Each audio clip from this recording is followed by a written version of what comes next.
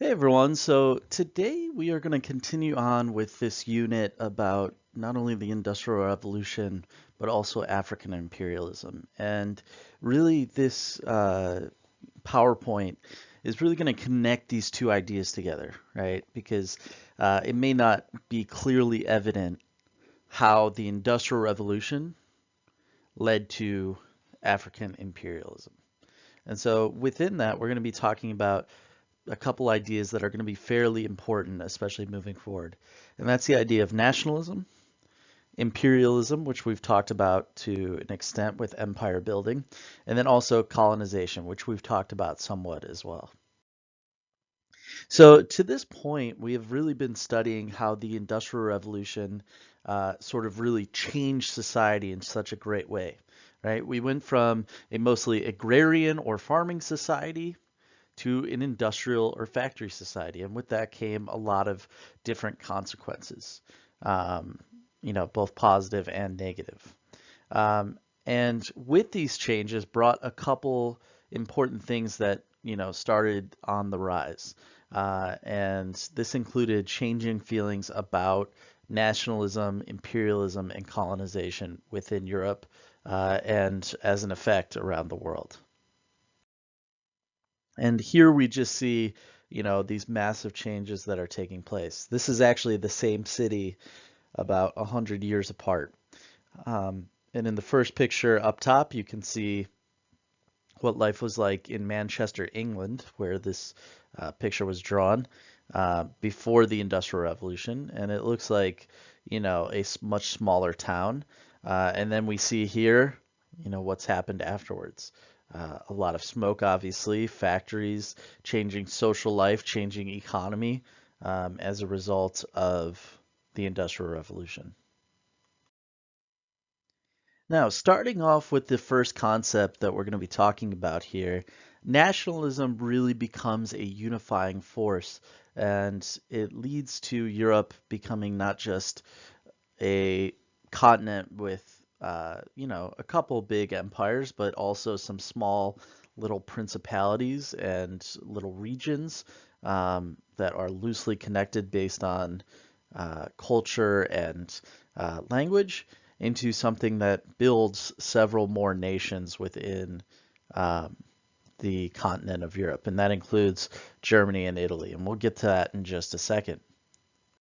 But nationalism is loyalty and devotion to the state, okay, with an emphasis on a common history and culture. And really, nationalism, we can also think of it, if we're thinking about it in American terms, we oftentimes call it patriotism.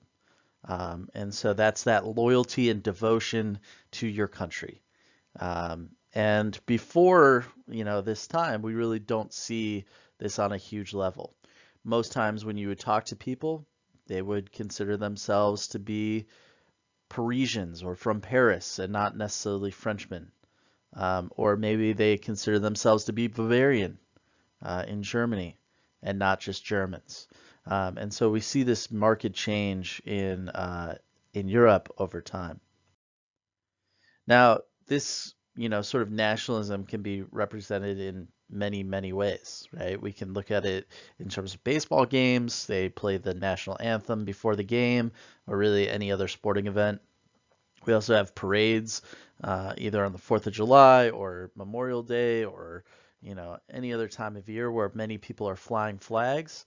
Holidays, obviously the 4th of July for us. And then also, even our music, our dancing, very patriotic songs, pushing, and being proud in one's own country. Now, in terms of how the Industrial Revolution led to nationalism, because it may not be, super, uh, clear cut why this happened. So, just in terms of thinking about industrialization, there were new technologies that became available due to the Industrial Revolution. Things like the telegraph or the railroad or, having to live in cities. And, no longer are you sort of living on a farm where you are secluded from everything else, but oftentimes you now have to go into town in order to, or you live in town now, and you have to communicate with people on a daily basis who are not from your family. And so this did allow for greater communication, it allowed for greater transportation, and it allowed connection to be even more possible. And so people who may have lived hundreds of miles away start to be more connected. Whereas before the Industrial Revolution, you may not have ever left your little town in your entire life. Uh, now it's much easier to sort of make those travels. Um, and also on top of that, there needed to be greater defenses because there starts to be a competition, right? England is the first country to really have an industrial revolution and to have factories on this huge scale. And so other countries start to look at this and see the competitive advantage that England has. Okay? Now, in terms of all these technologies that are changing life, for these people in lands that were culturally similar, right? Oftentimes, German language in Bavaria was very similar to those living near Berlin within Prussia. And so this started to bridge that gap. And so slowly people are starting to think of themselves as, German and not just Hessian, which is another region in Germany.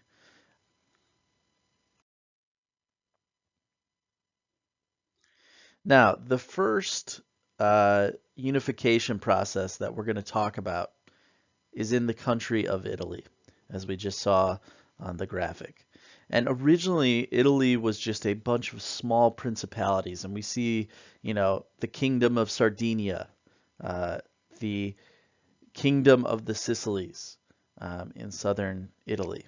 And so for, the entire history of Italy after the Roman Empire, Italy was simply a place where there was a lot of these small sort of kingdoms, uh, even though there were a lot of connections between these different groups, they were still separated by these different states. So as I mentioned, the first country we're going to talk about here is Italy. And Italy came to be through a process of unification where you become united as one country. And all these different city-states, or what I was calling kingdoms on the last slide, come together, as one. And really, before this unification process takes place, Italy is just a collection of different cities and little regions that act as their own country, right? Because they are their own country at this point. Okay, so Rome is in its own area called the Papal States at this time. Venice is in its own little country. Sicily is in its own country, and they all sort of act sort of independently of each other, even though they have very similar cultures. So really, there's two men that are most responsible for this. And the first of these is Camillo Cavour. And through diplomacy, through compromise, he is able to unite northern Italy. Okay, and then we have Giuseppe Garibaldi, who leads a group called the Red Shirts, who are his followers in uniting southern Italy. Okay, and so we have Giuseppe Garibaldi in the south, and we have Camillo Cavour in the north. Okay, but what also brings all of this together to make Italy into one country are the Papal States.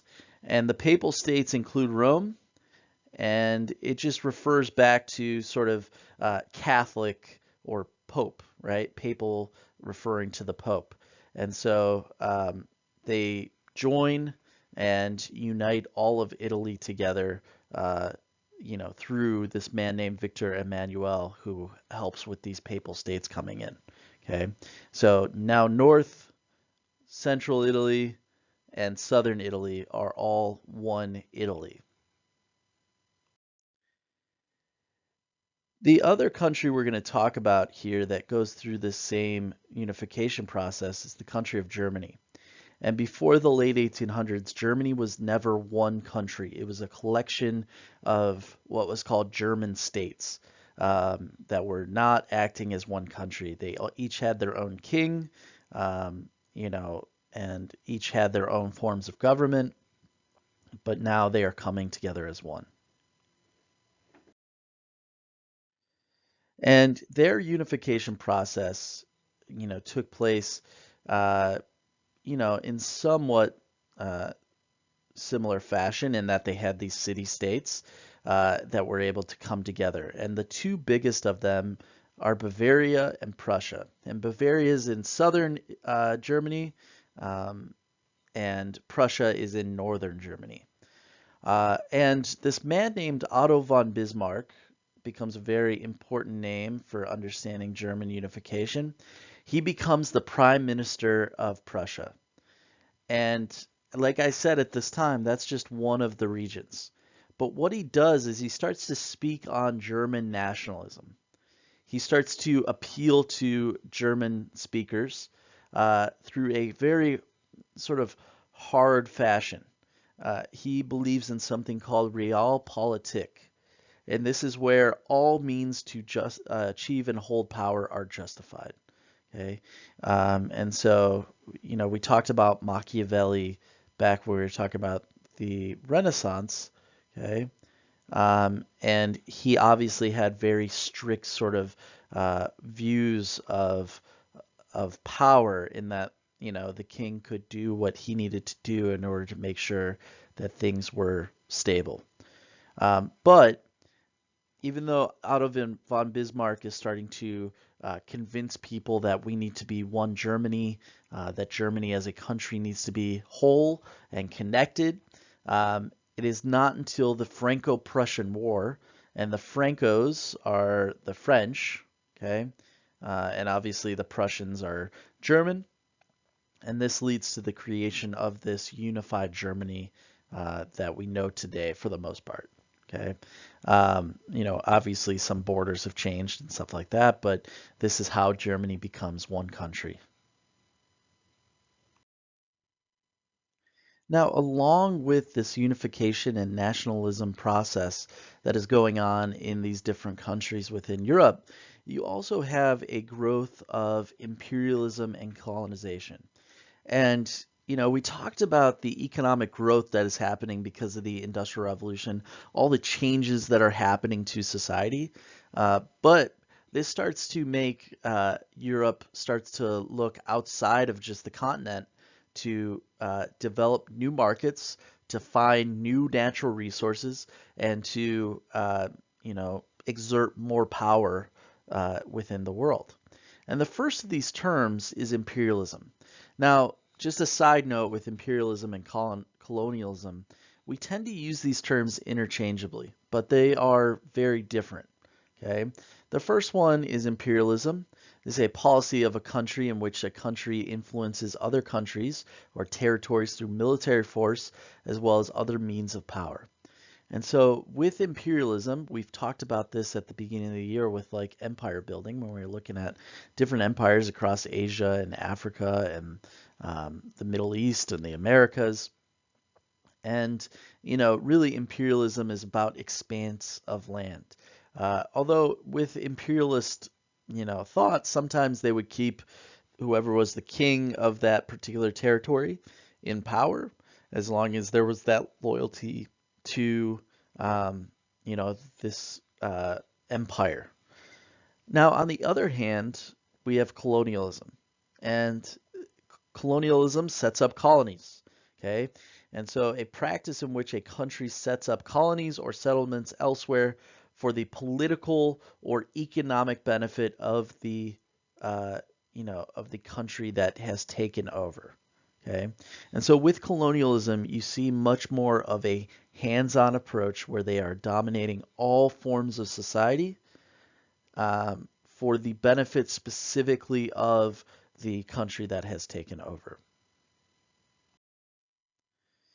Now, in terms of imperialism and the Industrial Revolution, okay, as the Industrial Revolution starts to spread across Europe, from England to the rest of Europe and then to the world, a lot of these European powers, including the British, the French, the Spanish, the Portuguese, the Italians, the Germans, the Dutch, the Belgians, all of these different countries start to want more areas that they can sell to and more areas that they can bring natural resources for.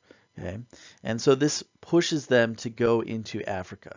And so a few different reasons for this, and I mentioned a couple already, but just to remind, one, they want greater amounts of natural resources to make these products. And we'll see this on the next slide here, just looking at all that Africa had to offer in terms of natural resources.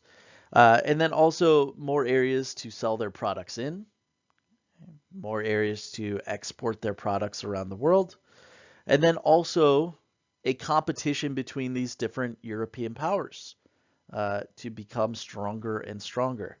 And, this is connected to nationalism through this, belief in wanting to be the best country that you can be, proving that loyalty, being competitive with each other on even a much greater level than sometimes would happen in the past, because they are no longer just regions. They are now full connected countries. And so this quest to become more economically and politically powerful than other countries led to a quest for colonies as well. And so what you have here is in Africa that looks very, very different after imperialism than before imperialism. So on the left, we have here a map of all the different kingdoms and also some of the tribes that are within Africa, right? And we talked about the Songhai. We talked about the Congo Empire earlier on in the year. And really, you have many different kingdoms, many of whom are very, very successful and many that are very advanced, that might not have the technologies that the Europeans do, which leads to a map that looks much different on the right. And so a lot of the borders we see are going to be a result of this imperialism that we're going to see. But the most important thing I want to point out for this map are the different resources. You see on the left side of that map on the right, there is oil, there is gas, there is coal, copper, gold, diamonds, timber, uranium. Really, Africa was seen as a place that had all of these great riches that were being exploited now by the Europeans. And so we'll continue to talk about some of these issues that come about as a result of this imperialism. All right. So with that being said, if you have any questions, please let me know. And other than that, I hope you all have a great day.